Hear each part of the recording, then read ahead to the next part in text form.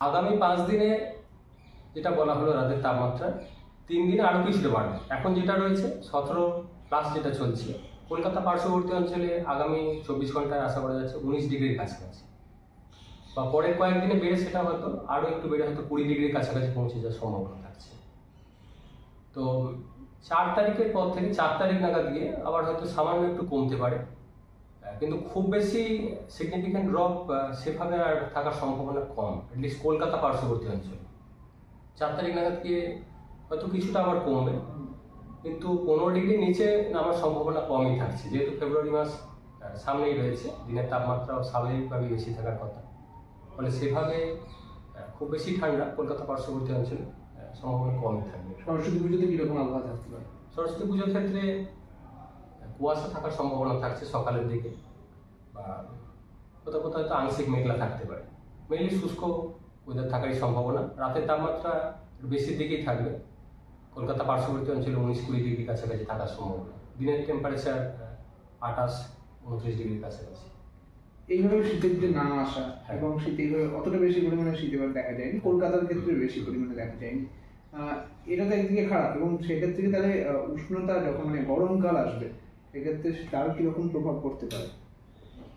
না, এখনই এখান থেকে এটা বলা মুশকিল যে গরমকালে টেম্পারেচার কেমন থাকবে, কারণ গত কয়েক বছর আমরা দেখেছি হিট ওয়েভ যেটা নর্মালি থাকার কথা একটু বেশিই ছিল। তো গরমকালের অনেকটা দেরি রয়েছে, সেটা থেকে এখনই স্পেসিফিক বলা মুশকিল।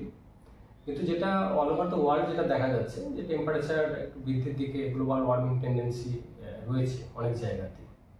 তো মাঝে মধ্যে সেটা জরুরি নয় যে প্রত্যেক বছরই সেটার প্রভাব সমানভাবে থাকবে, ফ্লাকচুয়েশন থাকে, ইয়ার টু ইয়ার ভ্যারিয়েশনও থাকে। সেটা ন্যাচারাল ভ্যারিয়েশন একটা রয়েছে, ইয়ার টু ইয়ার কোনো বছর বেশি থাকবে, কোনো বছর কম থাকবে। সেই সাথে গ্লোবাল ওয়ার্মিং কিছুটা অ্যাডিশন থাকছে, যেটা বিভিন্ন জায়গাতেই দেখা যাচ্ছে যে টেম্পারেচার একটু বেশির দিকে চলছে। আমরা শীত ফিরে যাচ্ছে।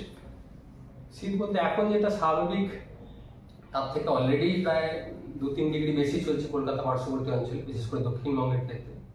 আগামী 3 দিনে আরও 2 থেকে 4 ডিগ্রি রাইজ এক্সপেক্টেড, ফলে খুব বেশি ঠান্ডা দক্ষিণবঙ্গের অ্যাটলিস্ট কলকাতা পার্শ্ববর্তী অঞ্চলে থাকার সম্ভাবনা কম। এরপর যখন কমবে, ইভেন 4 তারিখ নাগাদ যদি কিছুটা কমে আবার, সেটাও খুব বেশি কমবে না, কমে 15 ডিগ্রির নিচে আসার চান্স কমই থাকবে কলকাতা পার্শ্ববর্তী অঞ্চলে। খুব বেশি ঠান্ডা এরপরে আর সম্ভাবনা কম। হ্যাঁ, পশ্চিমের জেলাগুলো কিন্তু কিছুটা থাকবে, কারণ পশ্চিমের জেলাগুলো কলকাতা থেকে অনেকটাই কম থাকে টেম্পারেচার, কিন্তু সামগ্রিকভাবে টেম্পারেচার বেশি দিকেই থাকবে। স্বাভাবিক যে ঠান্ডাটা এই সময় থাকার কথা থাকবে না। রাতের দিকে টেম্পারেচার কিরকম থাকবে তাহলে? রাতের টেম্পারেচার, নাইট টেম্পারেচার বা মিনিমাম টেম্পারেচার যেটা বলা হয়, সেটা স্বাভাবিকের থেকে অনেকটা বেশি রয়েছে। 2-3 ডিগ্রি বেশি রয়েছে, কোথাও কোথাও 4 ডিগ্রি মতো বেশি রয়েছে, এবং সেটা আরও বাড়বে নেক্সট 3 দিনে। ফলে ঠান্ডাটা অনেকটাই কমে যাবে দক্ষিণবঙ্গের জন্য।